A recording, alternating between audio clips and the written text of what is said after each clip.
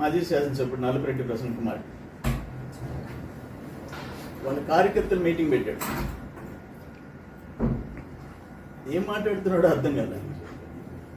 నువ్వు ఎన్నిసార్లు గెలిస్తే ఎందుకు నాకు అర్థం కాదు.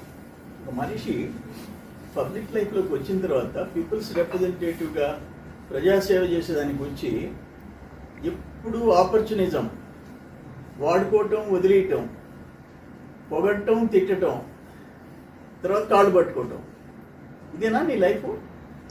నువ్వు నల్లపరెడ్డి శ్రీనివాసరెడ్డి కొడుకని భ్రష్టు పట్టించేసావు, ఆ కుటుంబం పేరు భ్రష్టు పట్టించేసావు.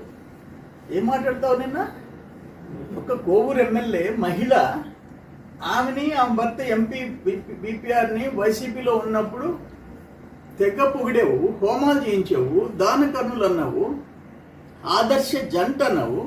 నేను ఏం మాట్లాడుతున్నా? ఏంది అంత ఫ్యాట్, అంత కొవ్వేంది? ఏమైంది నీకు? ఒక మహిళా ఎమ్మెల్యేని నీ నోటికొచ్చి మాడతావా? భార్యాభర్తలకి మధ్య తగులు పెట్టేదానికి ప్రయత్నం చేసినట్టు చేస్తావు. నీ వల్ల అవుద్దా? అంటే కనీసం మర్యాద లేదా నీకు?